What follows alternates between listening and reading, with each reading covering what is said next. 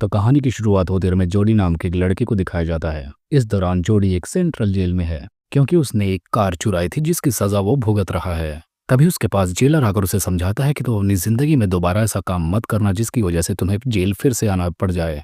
तब यहाँ पर जोडी जेलर से वादा करता है कि आगे से वो ऐसा कुछ भी काम नहीं करेगा। तभी वहां पर कुछ बदतमीज कैदी जो वहां पर बेसबॉल खेल रहे होते हैं तो आकर जोडी को लग जाती है, जिसके बाद जोडी गुस्सा होकर उनसे लड़ने लगता है। अब अगली शाम हम देखते हैं कि जोडी की सजा पूरी हो चुकी है और इस वक्त जोडी जेल से रिहा हो रहा है। इस वक्त जोडी के फादर उसे लेने के लिए आए होते हैं और कहते हैं तुम्हारी माँ तुम्हारा इंतजार कर रही है, लेकिन जोडी ये बात सुनकर गुस्सा हो जाता है और बोलता है कि वो मेरी माँ नहीं है। अब हमें कहानी में आगे पता चलता है कि जोडी के पिता जिस औरत की बात कर रहे हैं असल में वो उसकी माँ नहीं है बल्कि उसकी स्टेप मदर है और इसका नाम हम एलिस जान पाते हैं। हम जान पाते हैं कि जोडी को अपनी सौतेली माँ बिल्कुल भी पसंद नहीं है, इसी वजह से हमेशा वो उससे गुस्सा रहता है। जिसके बाद अब उसके डैड गाड़ी के बारे में बात करने लगते हैं। बातों ही बातों में पता चलता है कि जो कार जेडी ने चुराई है उसका वो एक्सीडेंट भी कर देता है, जिसके चलते उसके डैड उस पर काफी गुस्सा करते हैं। अब अगली सुबह हम देखते हैं जोडी एक शॉप पे होता है जहां पर वो काम करने के लिए जाता है, लेकिन वहां का मालिक उसे काम करने से मना कर देता है क्योंकि उसे ये बात पता चल जाती है कि जोडी अभी जेल से छूट कर आया है। जब वो जोडी से इसके बारे में पूछता है तो जोडी उस बारे में कुछ भी बात करने से मना कर देता है। तब उस दुकान का ऑनर बोलता है कि अगर तुम मुझे सारी सच्चाई नहीं बताओगे तो मैं तुम्हें यहाँ पर नौकरी नहीं दूंगा। तब जोडी उसे बताता है कि उसने एक कार चुराई थी जिसके चलते उसे सजा हुई थी।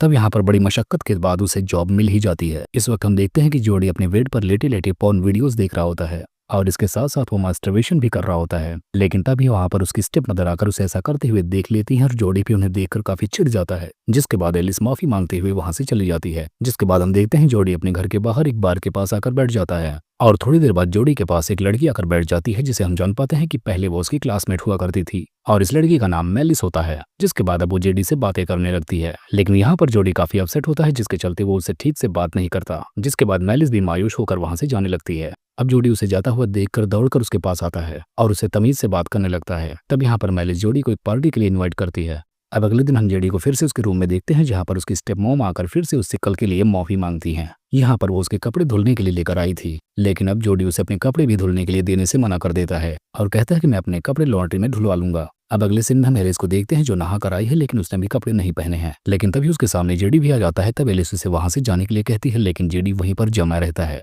और यहाँ पर जोडी उसे हवस भरी निगाहों से देखता हुआ उसके करीब जाकर उसके साथ इंटीमेट हो जाता है। अब इन दोनों के ऐसा करने के दौरान ही जोडी के फादर भी वहां पर आ जाते हैं। तब जोडी फौरन वहां से भागते हुए बाथरूम की तरफ जाता है। तब जोडी के फादर भी बाथरूम में जाने वाले होते हैं, लेकिन इससे पहले एलिस उसे रोक लेती है और यहाँ पर वो उसे सेड्यूस करते हुए उसके साथ इंटीमेट होने लगती है और इस बात का फायदा उठाकर जोडी उस रूम से निकल जाता है। अगले सीन में हम फिर से इन दोनों को एक ही बिस्तर पर देखते हैं जहां पर इन्होंने अपने रिलेशनशिप को कंटिन्यू रखा है। अगले सीन में हम देखते हैं कि जोडी शॉप पर काम कर रहा है, तभी वहां पर मेलिस उससे मिलने के लिए आती है। अब जब ये दोनों यहाँ पर आपस में बातें कर रहे होते हैं तभी इनका मैनेजर यहाँ पर आ जाता है और वो जोडी को डांटते हुए बोलता है कि तुम्हें अपने काम पर ध्यान देना चाहिए। शाम होने के बाद मेलिस जोडी को उसके घर पर छोड़ने के लिए आती है, लेकिन जोडी मेलिस को भी अपने घर पर लेकर आता है। अब थोड़ी देर ये दोनों एक दूसरे से बातें करते हैं, तब फिर जेडी उसे किस कर लेता है।